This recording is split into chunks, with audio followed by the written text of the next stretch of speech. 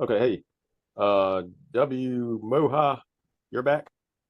Go ahead and try to unmute yourself. And Sorry, it's I don't know why the username is different. It's Michael from Breezy. I was wondering if that was you, but I was like, I'm pretty sure that's not his username. Yeah, I Yeah. got distracted. I was like, I hope he identifies himself. If he don't say nothing for this whole time, I'm gonna be a little suspicious. Like, who is this man that just jumped on this random Zoom user that just crept in the shadows the whole time? Go Yeah, ahead, man. What's yeah, up, I'm man? secretly recording it. I'm all right. I think I already told you, but yeah, I got my first commercial client last week, so I was That is pretty pumped what's about that. up. Congratulations, man. Congratulations. Thank That's you. so good to hear. Absolutely. All right, tell us all about it. How'd you get it? What type of commercial client? How'd it go? Yeah, so I actually kind of got lucky. I already had the plan to like create a lead list and reach out to a whole bunch of, retirement homes, laundromats and whatnot. And I actually did a dryer vent cleaning for a laundromat, but it was just like, mom and pop. I didn't really consider it a Mhm. proper commercial. Yeah, so I just got an email. And this is probably my third or fourth lead that I got from like a commercial source because I've had some other retirement homes and other facilities reach out for quotations, but this is the first one that came through. Mhm. Yeah, so it was just a lady reached out with an email from a retirement community, not the biggest retirement community. Maybe I'd say it's 100 residents there, and they had four commercial dryers, but their commercial dryers were sort of I think they were Whirlpool, but they sort of look like a slightly bigger version of a home dryer, and they were Okay. gas dryers. So they weren't like the ones you would see at a laundromat. Right. A little Yeah, bit smaller so than those. a lead came in into my inbox, my email. They just asked for a quote. And so I just said I would have to do a site visit to, get a better understanding. So I went in, I gave her a number. She said, "Okay, so I'll just be in touch for scheduling for next week." And yeah, it was pretty straightforward. That's awesome, man. So how many? There were four of them, and did you just do the dryer vents, the ducts, or did you do the dryer clean out as well? And Yes. So I just did the dryer vents. They actually had like the little lint traps right above each dryer. And for some reason they had um like a semi-rigid metal pipe that's going from the lint trap to the dryers, which I didn't like. And I Mhm. noted that to her that I would like to do an upgrade on that eventually to rigid pipes. Mhm. And I'm just wondering, is that up to code for them to be running a gas dryer on a semi-rigid flexible hose like that? Man, that's a good question because I mean, technically, yeah, technically the flex hose should only be used to transition from the dryer to the wall, and it shouldn't be more than 8 feet and all that. I don't know if we ran into one that has the flex hose literally in the dryer, running from the lint trap all the way out. Oh, sorry. It's not in the dryer. I meant like it's connected to the dryer, Okay.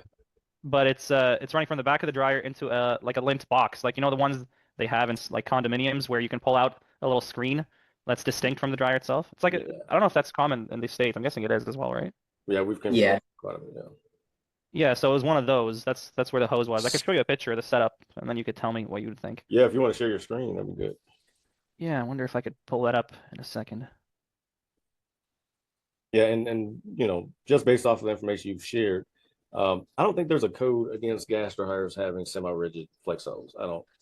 Uh, but it For really, trans- yeah, transition hose. Yeah. So, but they do need to be the seams need to be sealed with, or even probably the connection points need to be sealed with tape. And when the hard pipe is initially installed, the installer should use tape on all of the seams, including the longitudinal, the lengthwise seam on that hard pipe. So not just the joints and the connections. Hmm. So Yeah, I don't think they did that. It didn't look like they were doing that. yeah, they rarely ever do when it comes to gas dryers. Yep. Go ahead, Michael. Share your screen, brother. Can you see my screen? Yep. Yep. Okay. hmm Yeah, so I'll show you the first photo so it makes a little more sense. Yeah, so that's their setup here. So that's going to the roof, and it's at like goes at a 45-degree angle after going Mhm. up for like 6 feet, and then it goes to the roof termination. And this is behind the dryer. That's the semi-rigid flexible hose behind the dryer. And then they did seal it with foil tape at the dryer and at um the lint trap box, I guess. Well, that's good. Yeah. Does Yeah. that, That part's okay till you get to the box. yeah, I was gonna say Yeah, that lint trap box, does it have a seal on the cover? I don't think so. I'm not certain if I have a photo of that exactly. No, maybe not. Oh yeah, here's another thing I wanted to point out. I pointed out to my client here, but the install here, you can actually look into the into the room below. Mhm. Because I don't know why they did it like this. They didn't seal it properly, I guess. But when the dryer, there's basically these hoses, not hoses, sorry, the pipe that goes on top. Where is it? A photo of it. Oh, maybe I don't have a photo, but It's these too are big. yeah, I think it's too big. It just sort of slides over. Hmm. And then there's like an air gap, which you can see here, which was this. So when it goes over, it's not like really making 100% seal. So this was all filled with lint here before I cleared it out.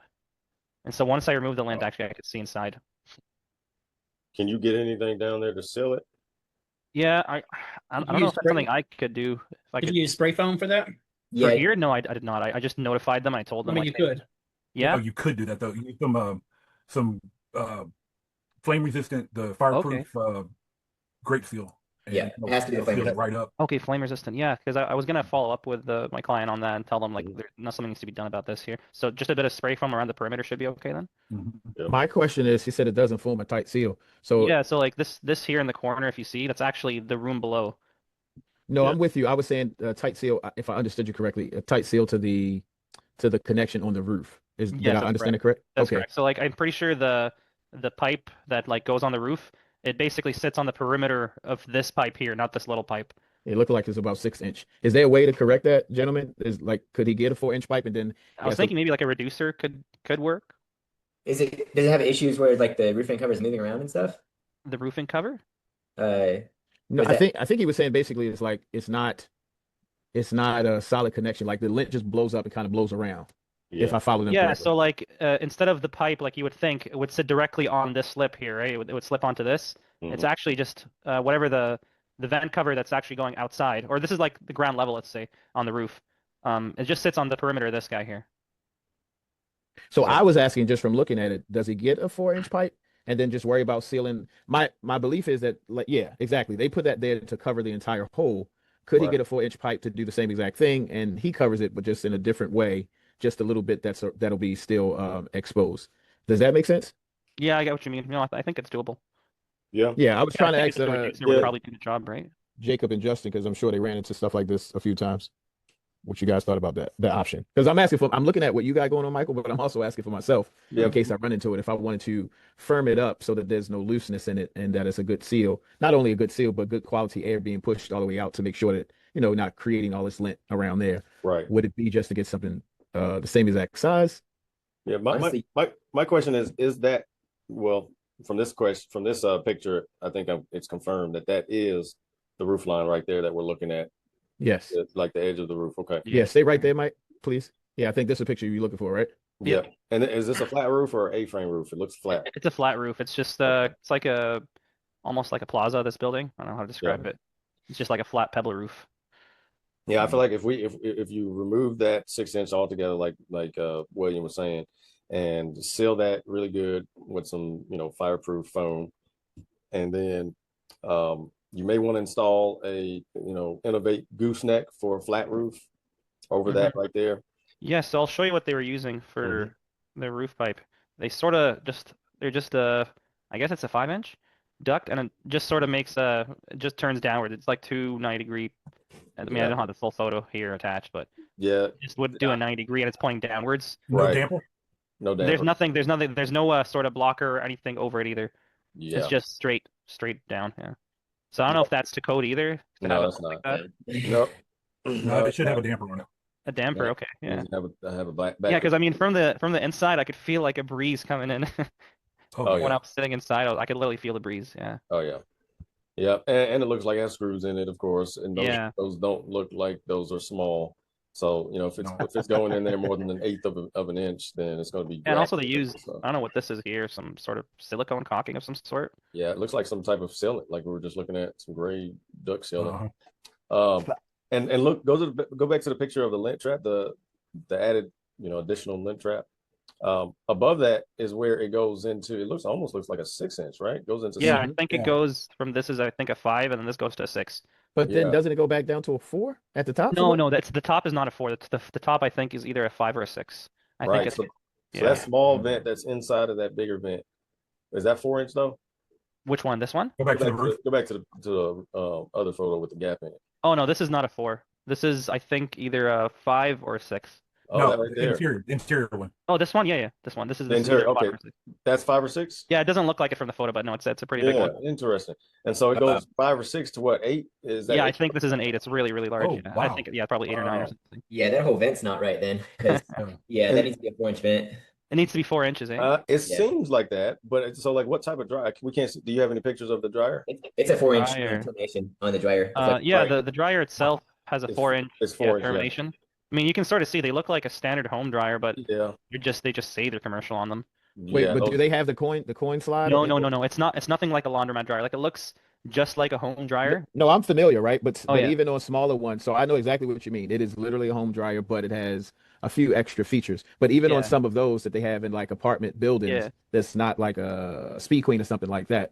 Uh-huh. But is there any way for someone to pay on these? No, not at all. Okay. gotcha. Yeah, see that if that's a 4 inch dryer vent, then that thing is pretty much all jacked up. Like it needs to be 4 inch dryer vent all the way through, and Mhm. it's actually pretty important. It's not Yeah. it's not that way for no reason. It's going to affect the lint termination and the airflow at the end. Yeah, I noticed even after Mhm. cleaning it, like the airflow is still kind of weak. Right. Like Yeah, because I it's mean it all was going through such a large pipe, right? it's just all spread out, and it Yeah. affects how much the airflow, how the speed of the airflow, and how much it can reach the exit point, and so you're going to get more lint build up inside that larger pipe because of Mhm. that. There's been so many vents that have done that where it's harder to clean. Like you basically Yes. need an air compressor and an air whip that's going to get in there real good because it'll sit in that larger portion of the pipe and just stack up and just harden and get really hard to get out. Mhm. You're not, of course, you're not going to get it out with a 4 inch brush. You got to go with Yeah, something bigger. I actually have a bigger brush. I was lucky to have that, so That's good. I ended up putting that big brush for the first time. I've That's had it good. for a while. Yeah. The only thing on this whole setup that is up to code is the transition hose. Yeah. Everything else needs to be replaced. Yeah. So what do I do in this situation? Do I just make a suggestion to them like it should be a 4-inch and like see Yeah. what they think? Tell them Yeah. by code it should be 4 Yeah, I inches. was going to say a strong suggestion. A strong strong suggestion. Okay. And Yeah, I but mean, also look at it, make sure you get your comfort level and see if it's something Mhm. you want to do, and think about everything that was suggested to you in terms of how you want to finish it, because that box, in theory, I don't know how Yeah. long it is, but he should be able to remove that box as well, correct? Yeah, that box has got to go. Yeah. So then Jacob? what should I tell them though? And if I'm gonna be if I would remove that box, then I'm guessing they put the box in because they're concerned about lint buildup. Well, I don't know what the logic is here with the Well, those box. are great questions to ask, because it could have came because there was stuff falling back down and they were trying to figure out how to manage it. And so through Oh. asking the questions, you may find out that no, we didn't want to have it here, but we tried to manage it. And if your solution is going to eliminate that, then there is no need for it, right? If your solution is 4-inch pipe, secured, it's going to be tight all the way through. It should be strong enough to push everything up. We're going to have a proper cover at the top, blah, blah, blah, fire sealant, blah, blah, blah. And it should eliminate the need for that. Because my assumption is either someone was just being a genius and saw this and said we should do it, or Mhm.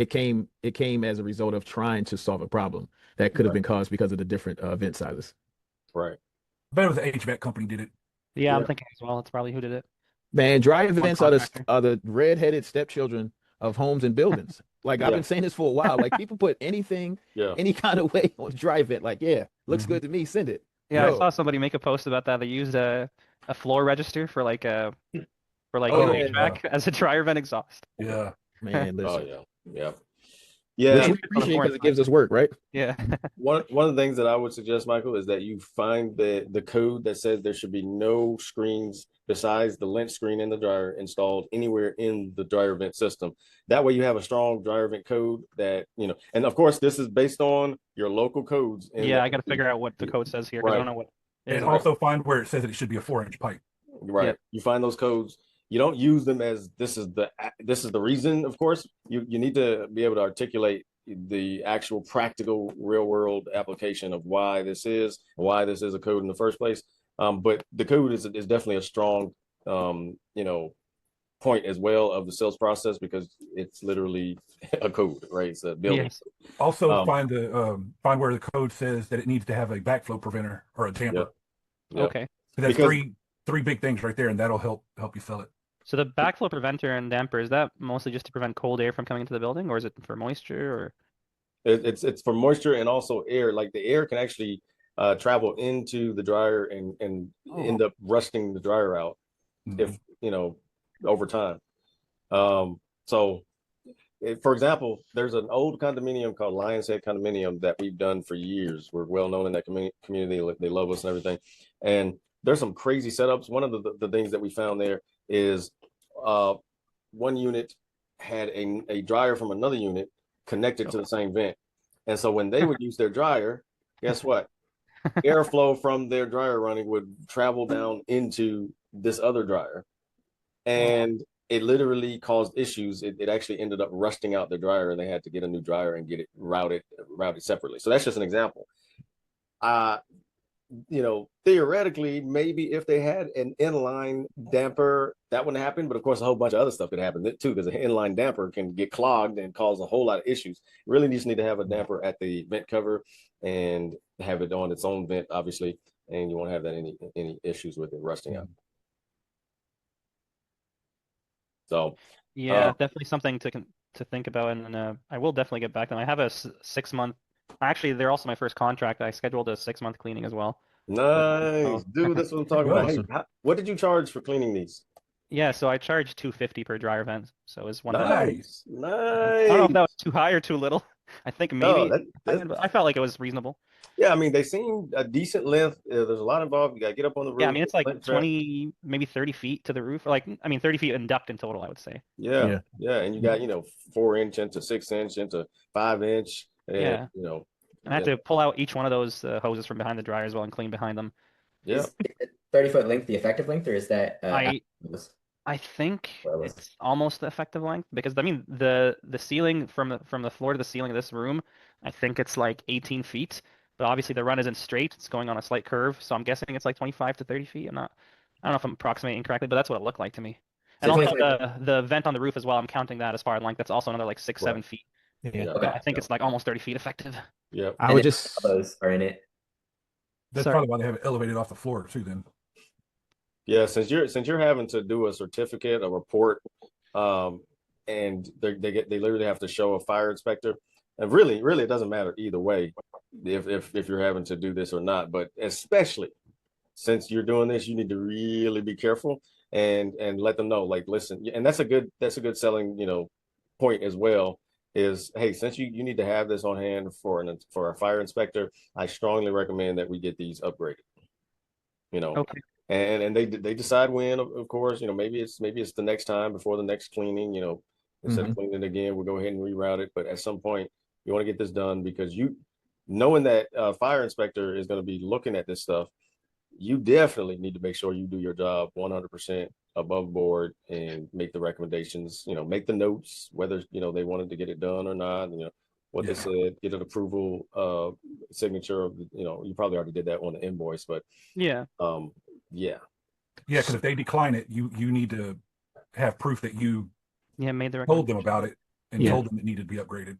I just wanted to add that. So the fact that you are paying to be in, if you are a paying member, I don't know, I might be late. If you're a paying member, everything that you bring to the table is why that charge is appropriate, right? Yes. Having the ability to come back with a fully approved by the Dryer Vent community report to them and suggestions. That's also in the charge that you charge, is what you're willing to do, what expertise you bring with you. And I say that because you have to have these conversations with yourself. Is this an appropriate charge? Yep. And sometimes after the fact, you realize, man, that's not, I didn't just blow and go. I didn't do this and didn't run away. No, we came to provide full service. And so we have to charge accordingly, because if something goes wrong or they need you to send a report 3 times because they lose it, those are kind of like hidden costs and hidden fees. That's right. Just advocating for charging professional prices.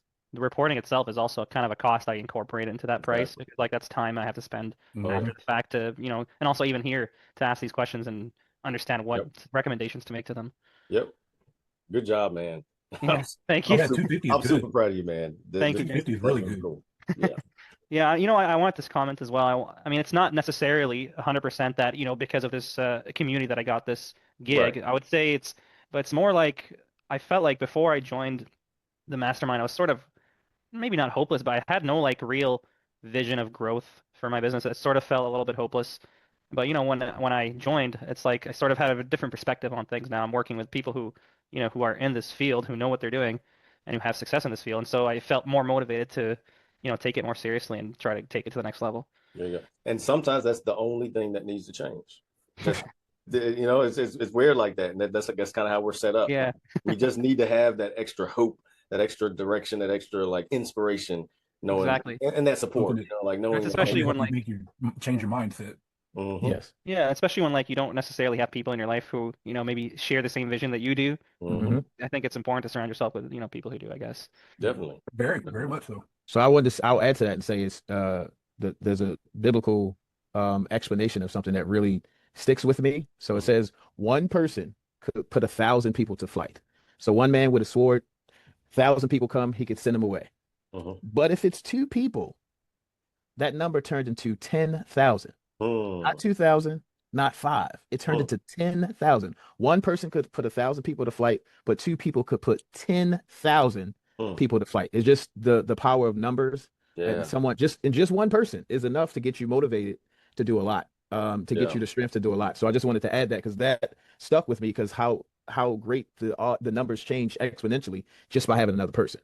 There's actually a lot of math behind that as well. Like it's called the principle of synergy, and there's actually studies done on like ants and whatnot that like 10 ants can carry like I think it's like double, or I don't want to say the wrong number, but it's definitely more than the sum of each ant that each ant could carry individually. Mhm. But yeah, it spills over to every aspect of it. That's the reason that so many, not just in humans, but a lot of species across the whole world tend to congregate and work together socially because we can get done, you know, a lot more working together than trying to do things solo. Yeah, that I'm telling you that thing because I was just like, not 2,000, not 3,000, not 4,000, right? That's I do two, you do two. No, 10,000.